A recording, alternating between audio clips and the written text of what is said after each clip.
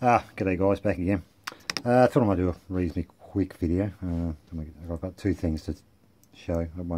First package is a package, or a tin box from Pocket Woman. I met up with today. We don't get that often, get the chance to where we both sort of free at the same time, but today was the day. So we did the exchange. I won her giveaway competition probably a couple of months ago now. So anyway, she graciously gave it to me. It's in a tin container. I've actually done this before. This is my second video. The first video, it's just cut out after again. It's just frustrating. Cut out after I did the package opening. So obviously I know what's inside, and but that's fine. I'll do it again because there's some beautiful stuff in there.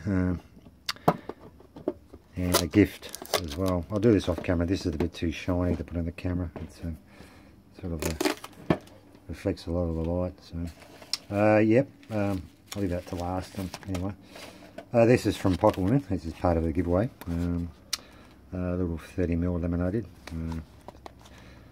One security. It's a bit concerning, but yeah, they're quite good, applicable for kids. School lockers, letter boxes, etc. That kind of application, they're fine. Yeah, you wouldn't go locking up the crown jewels with it, obviously. But yeah, so I'll feature that at some stage. Maybe do Stock Lock Sunday, or maybe, or something of that nature. So thank you.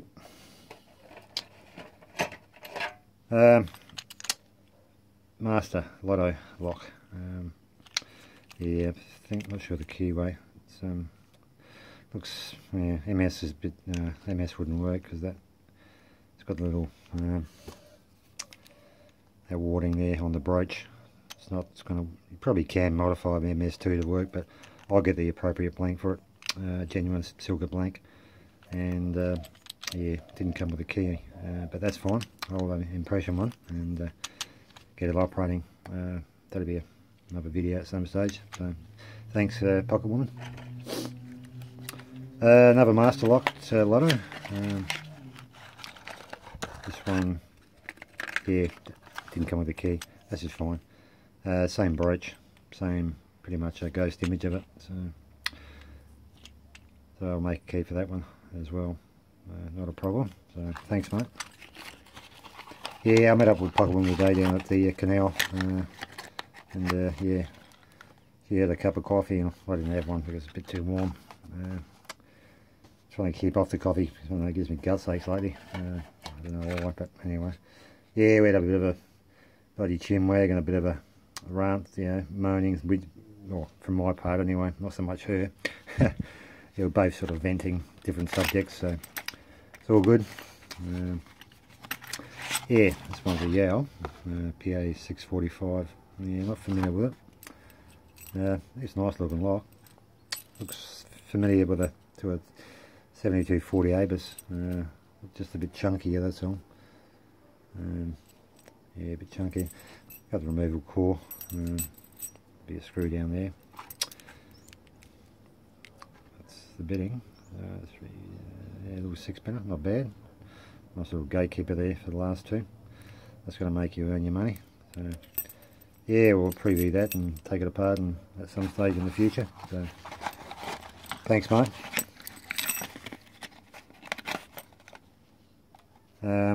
Yeah, also coming. I've opened it because I did the previous video, which was a bloody disaster, shutting down again.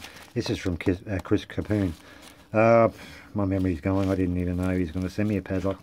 I thought what I was thinking, maybe I was going to get one of those little elephant head made out of the paracord, which would have been fine because I know someone is a radio personality in Adelaide. He collects elephant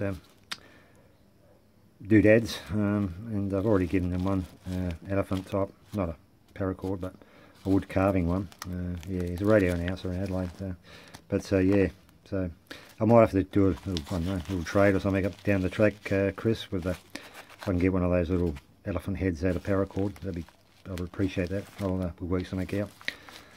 Yeah, so this is the padlock. I didn't and trust me, I didn't expect this. I had a note to it as well, which let's have fun. Yeah, I'm sure I'm going to have a lot of fun, mate. But yeah, it's a Medico, obviously, but it's a fairly heavy, chunky bit of kit for sure. Yeah, no key with it, which yeah, that's fine. It's going to be an interesting day, that one, getting that open. That's not going to be an easy pick. So yeah, interesting. Just want to get a key blank for it. We'll organise something. There's the old expression, where there's a will, there's a way. And yeah, we'll work something out. So down the track again. So yeah, I hope you didn't take this out of your personal stash collection, mate. You didn't have to do that, trust me. I really appreciate it. Oh, I'll have to get something back to you. A couple of old Lockwood, vintage Lockwoods for you, mate. But yeah, yeah, I worked that out with Pocket Woman, so that'll be fine, not a problem. Yeah, cheers, mate. If you change your mind, I'm going to keep it. I'm not going to let this go. So if you do change your mind down the track and sort of having regrets about giving it away, mate, you're quite welcome to take it back. Honestly, I'll send it back to you. It's not something. I believe this is out of your personal collection, mate. So you went far and beyond. So no, I appreciate that. So thanks, Chris. Good man. So that's the yeah, that was the 4 items there for the giveaway from Pocket Woman, and the padlock from Chris. While I've got the video going, just want to do a brief, if I can. This is also for Cherokee. I put this stuff back in the box while I'm talking. Otherwise you get the bench gets cluttered up. And by the way, I'll give you a tin back, Tanya, when I see you again, which should be not too far in the future. But yeah, you can have that tin back, and that's fine. Yeah, I'll just take this apart and just show Cherokee the insides.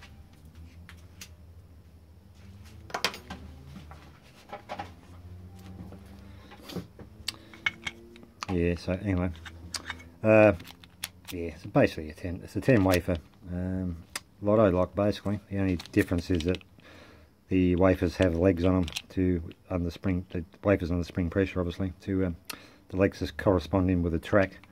It's a track key, pretty similar to a lot of modern vehicles, or probably early 2000s, you know, till recent times. Side track keys. This is a very rudimentary design, that's all. Not as refined as automotive, but same theory. Yeah, it's just got there's a screw down there, obviously. Well, obviously now I know, because the LOTO locks I come across, they're a sealed unit. They're not a. This is Chinese, I would say. I'm pretty confident. Yeah, and a rekeyable or change over cores. Yeah, rekeyable. You could rekey them if you had the wafers, but 90% of LOTO locks are a sealed unit. So I assumed it was a sealed unit. Didn't even look down there. Wouldn't even suspect to look down there, you know. But luckily, Murdoch told me, yeah, he gave me the deal, told me the story that you can rekey it. So luckily, yeah, well, like I said, I wasn't going to break it open, but it was mine, and I was just curious to what was inside. Oh, they got the hammer and smashed it to pieces. Then I obviously realised when I'd done that there's a screw there, down there. Anyway, yeah, that comes out. That screw just goes in there through to a little nut, square nut there. So yeah, pretty much just an actuator and 2 balls down there. I won't take them apart, they're pretty rudimentary, so I'll just concentrate on the core. Yeah, if you see in there, you can see the retainer wafer, which is under spring pressure, obviously.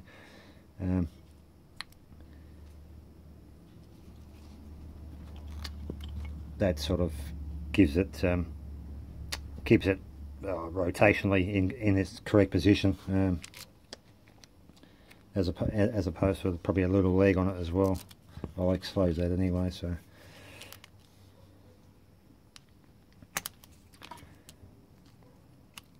That's the little part of the sub-assembly. That's the core. Yeah, it's got a sort of a captive channel in there to keep it 90 degrees.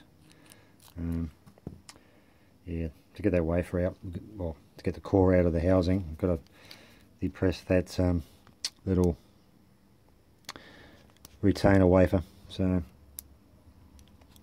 when you do that, be careful. These are gravity wafers, if you will. They're not crimped, so they flop out. They just sit under gravity basically, on top of the springs. So you be careful. Yeah, that's the housing. That's pretty much it. It's pretty similar to a Woodco 10 wafer Euro cylinder in Australia. Any difference is it's got I'll take 2 out. I'll take the first ones out. I won't take the rest out because it's all the same principle, same theory. So yeah, they sit, the legs are opposite each other. How would I pick it? Just orientate the cylinder to the position where the spring is in forcing the wafer down, and it's just a matter of even getting a broken pick or a fine pick or whatever thing, anything really. Just a matter of getting under there and pushing underneath the leg, the tracking leg, whilst tensioning the core, and just do that 10 times and there we get it open. So yeah, pretty, like I said, pretty rudimentary, but yeah, clever. I mean, the Chinese, give them some credit. You know, most of the stuff is rubbish, but they do think outside the square sometimes. Pretty elaborate for a LOTO, like. So technically, you could, if you had the pinning,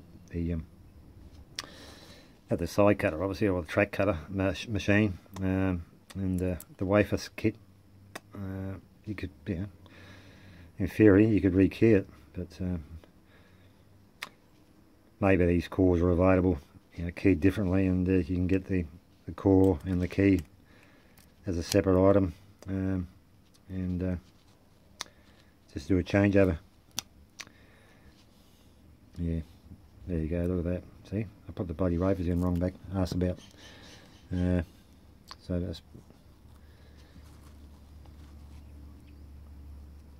yeah, that's the story of that. Pretty much.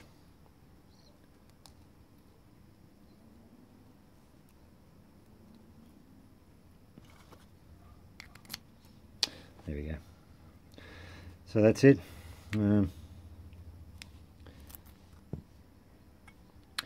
Yeah, just pretty much reverse theory. Just put the core back in there, and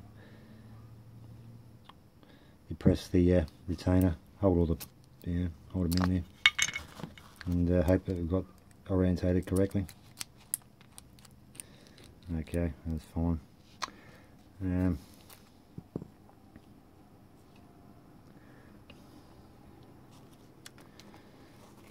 This can go either way, but you got to orientate it correctly to suit the actuator. So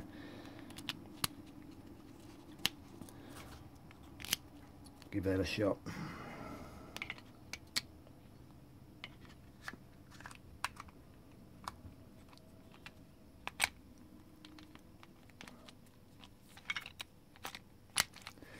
Okay, yeah, so that's basically back in there. So it's just a matter of putting that screw back down there.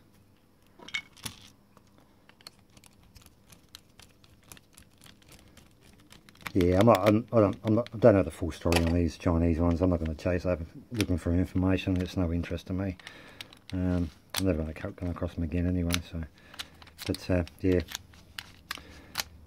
that's basically it. Hope that helps you out, mate. On the LOTO, on the yeah, don't be worried about them. Don't be off put by the tracking key. It's as I said, it's, at the end of the day, it's just a wafer lock with legs, if you will. So anyway, that'll do for now. It's getting a bit late. So yeah, Pocket Woman, cheers for that. Appreciate it. It's nice to meet you, catch up again. So we'll do that in the future as per organised. You know what I'm talking about. That's fine. And Chris Capune, cheers mate, I really appreciate it. I'll organise something for you. I've got some vintage stuff there. I know you collect. I think you're pretty active on the old eBay in Australia, trying to get all the stock from down under. Yeah, good luck with that. They're getting pretty expensive, so I hate to know what the price is to get them over to America just for a padlock. It's crazy. Yeah, I know, maybe down the track we can organise something to save you a bit of money. It's just, I think Pokemon is going to help you out there, so instead of you get them directly shipped to you at a stupid price, you can get them shipped locally to Australia, and when you've got enough there to warrant a package for all the padlocks you've acquired, then maybe we can organise that for you from this end, and I don't know, you can work out payment somehow, but yeah, that's just a thought. Anyway, till next time, take care, and goodbye.